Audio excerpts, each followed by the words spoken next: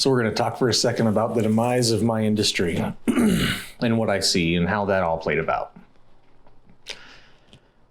So I'm sitting here watching Governor Polis give his press briefing for Colorado, trying to figure out what's coming after the expiration of the stay-at-home order, which expired on April 27th, and what they were going to decide to do. And they said that they were going to allow salons and some of those quote unquote non-essential personnel to open back up so that we can get the economy going. However, they're not going to open up bars or restaurants or clubs or gyms, and that's still all trying to be figured out. However, since they were going over the numbers during the press briefing, they were saying that Colorado's not even going to hit its peak until September, mid-September. Its peak of what they expect the outbreak to continue to move through. And what struck me was that they don't expect some of these restrictions that have been placed on everybody to be brought down to a lower level until a much longer period of time than originally expected. This isn't going to close everything down and then we'll get right back to normal. What does that mean for me as an independent contractor executive protection agent? That means that my industry is no longer viable, at least for the next 12 to 18 months. Why do I say that? With bars and restaurants not being able to open up in nightclubs, that industry, the service industry, venue, security directed people are out of work, and they will be for the foreseeable future, or not at the scale in which they were at. Big corporations, because these travel restrictions are in place and they have spent so much time and energy and money investing in the teleconference type of infrastructure, that's going to continue for the foreseeable future.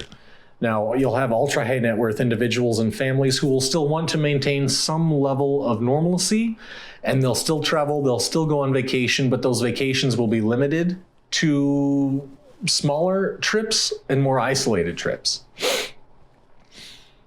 What does that mean for us? That means if a corporation already has an in-house executive protection program, that in-house program is more than likely going to stick around. It may get smaller because there's less travel, but there's still going to be positions there.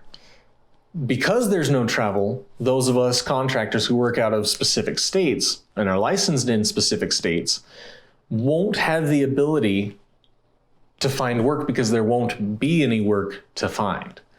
Those people who are traveling, because it'll be smaller teams, there won't be as much travel. It will be carried out in-house as much as possible. There won't be big conferences like there used to be. You won't see ASCO happening. It may happen virtually, but it won't happen to that size within the next year. So we have to figure out how to, I have to figure out how to change my entire industry and to focus in the career that I've built and divert that somewhere else that's still I can make a living in. And that's something that's hard to do. Even the training realm may not pick up where it left off. It may be a game changer for the entire security industry.